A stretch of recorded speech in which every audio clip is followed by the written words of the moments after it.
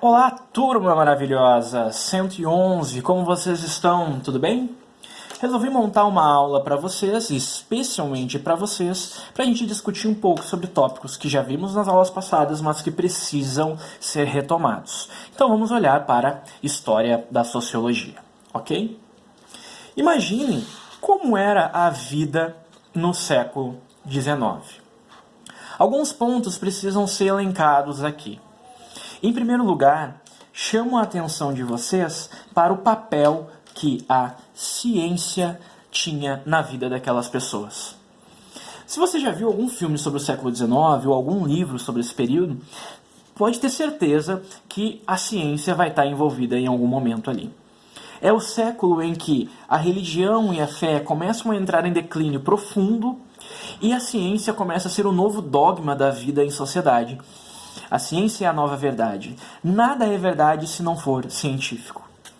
Em boa parte, isso acontece por conta dos avanços industriais que foram pensados e foram executados no processo de Revolução Industrial, que nasce, como vocês sabem, lá no século XVIII, no final do século XVIII, mas que no século XIX tem o seu ápice.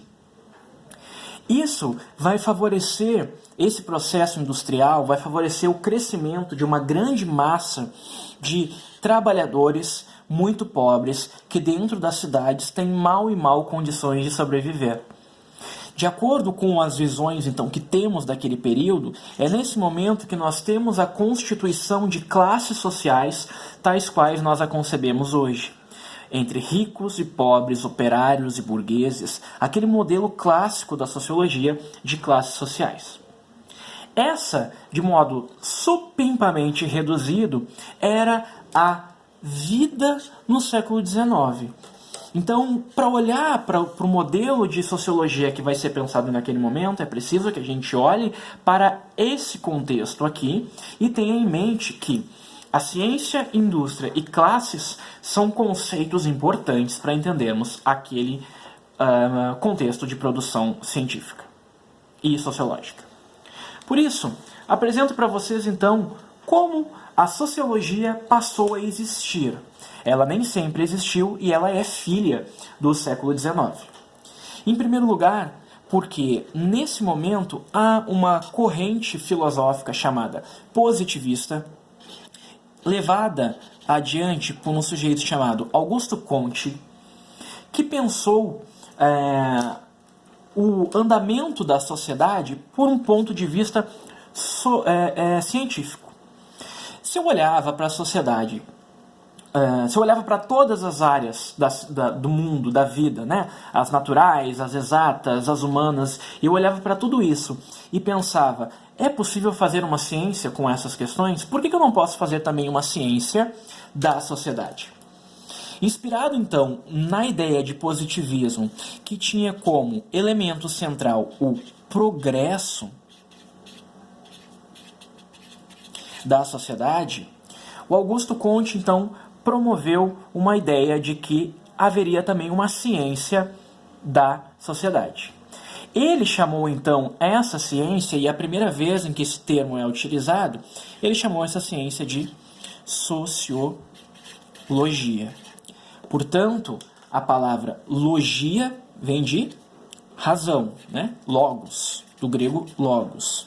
E sócio de sociedade. É uma espécie de razão da sociedade, né? O estudo da sociedade. Portanto, é no positivismo que a sociologia vai ter os seus primeiros pressupostos.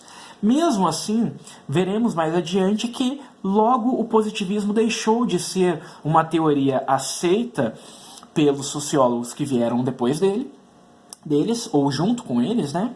E passou a ser colocado de lado a ponto de que, mesmo no século XX, o positivismo deixou de ser hegemônico, deixou de ser um termo a ser utilizado no âmbito da sociologia. Porém, junto com o positivismo, também nascem outras teorias que vamos estudar aqui. A primeira que vamos ver é, talvez, uma das mais importantes para a primeira fase da sociologia.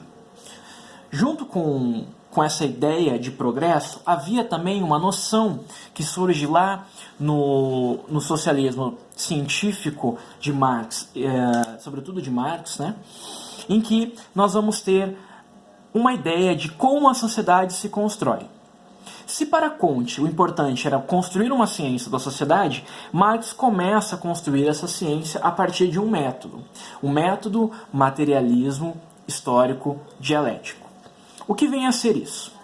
Para Marx, a sociedade só se constrói na medida em que há mudanças materiais importantes e que vem a montar todo um quadro social ao longo da história.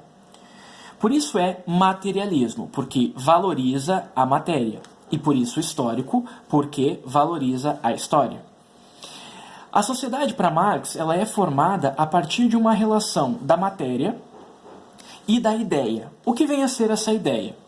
Vem a ser uma construção política, cultural, e que ela é pensada somente a partir de termos materiais. Que termos materiais são esses? Termos econômicos. Portanto, para Marx, a sociedade se constrói da seguinte forma: é a economia que move a ideia, que move as ideias. E se a gente for parar para pensar, hoje em dia ainda temos comprovações, basicamente, de que isso, de alguma forma, se apresenta com uma certa concretude. Né? Basta você refletir um pouco sobre como a economia influencia a política, como a economia influencia a cultura, ou como a economia influencia o modo como vamos lidar com pandemias, não é mesmo? Bom, para além disso, Marx vem com essa ideia de materialismo histórico dialético para promover uma ideia de que, se a história é uma construída pela matéria, dessa forma a história também constrói classes. Que classes são essas? Aqueles que possuem os meios de produção, que possuem as fábricas, que possuem o capital, né? E que vêm a ser os burgueses, e aqueles que não possuem os meios de produção, que não tem nada, só tem o próprio corpo e a própria força, que são os proletários. Certo? Para Marx, a história, e para o materialismo histórico-dialético, clássico do século XIX, a história é uma luta entre burgueses e proletários o tempo todo.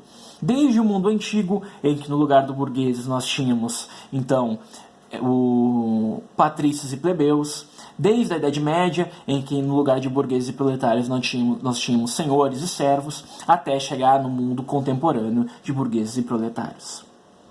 Como é que ele vai construir, então, teoricamente, essa análise? Ele vai dizer que o mundo é composto por uma superestrutura e por uma infraestrutura. Essa superestrutura aqui, nada mais, nada menos, é do que do que as ideias. A política, a cultura, acho que escapou ali? Não, tá certo. A política e a cultura e todas as questões que são do ramo do mundo abstrato, digamos assim. Isso é a superestrutura. A infraestrutura são as questões materiais das quais eu falei anteriormente, né? Que questões são essas? Bom, nós podemos dizer que são basicamente questões econômicas e sociais. Portanto, o mundo, se pensarmos em termos concretos, né? Quando eu tenho uma base, vamos pensar aqui num triângulo. A base do meu triângulo é o que dá a sustentação para essa parte de cima. Se a base permanece igual, a parte de cima, que nós vamos chamar de superestrutura, vai permanecer igual. Só que se a base se movimenta, a tendência é que a parte de cima se movimente também. A partir dessa ideia, ele promoveu então um método, o materialismo histórico-dialético, em que diz: são os elementos econômicos e sociais que movem as ideias do mundo. Esses elementos econômicos promovem também uma luta de classes. Portanto, logo, é a luta de classes que move o mundo. Certo? Temos também, então, um outro método importante para entendermos o século XIX, o nascimento da sociologia, que é esse aqui. Bom, Émile Durkheim. Émile Durkheim vai promover uma ideia bem interessante no mundo contemporâneo, que é a seguinte. Vamos lá. A sociedade precisa, para sobreviver, ela precisa ser coesa. Diferente de Marx, que achava que a sociedade era uma junção de vários atritos, né? Para Durkheim, a sociedade precisa ser coesa. Ela precisa funcionar como uma máquina. Lembrem no século XIX e da ideia, né? Ela precisa ir em direção ao progresso. Quando ela não funciona como uma máquina, ela passa por um processo de anomia, que é nada mais nada menos do que uma espécie de doença da sociedade. Se a máquina não está funcionando bem, ela está doente, ela passa por um processo de anomia. Quem é que vai controlar essa sociedade? Quem é que vai fazer essa máquina funcionar? Quem vai fazer isso são as instituições. Que instituições são essas? Bom, a escola, o exército, a igreja, a família são elementos que fazem com que a máquina funcione de forma coesa. Quando eu tenho essas instituições que não funcionam dessa forma, eu tenho um processo de anomia, uma doença, e a sociedade vai mal. Resumidamente, esse é o método comparativo, né? Também chamado como método do Émile Durkheim. E por fim, nós teremos o método compreensivo. Ele vai ser conhecido muito pelo seu criador, que é um cara chamado Max Weber. E o que Weber vai dizer para nós outros? Ele vai dizer que os outros sociólogos que vieram antes de mim, tanto Marx, quanto Durkheim, quanto o Comte, eles acreditavam que a sociedade era formada apenas por uma estrutura. Veremos isso melhor nas próximas aulas. O que Weber vai promover é uma análise maior no agente. Não a espaço gente, no agente. Quem é esse agente? Agente é todo aquele sujeito que faz a ação. Então, quem é esse agente? É um indivíduo. É eu, você, sua mãe, seu pai, seu irmão, seu tio, minha mãe, meu pai. Qualquer pessoa que está dentro da sociedade é um agente. Então, a única forma de encontrar um sentido na sociedade é olhando para esse agente, para essas pessoas que fazem as ações dentro da sociedade. Certo? Agora, eu proponho para vocês um exercício. Atividade. O que vocês deverão fazer?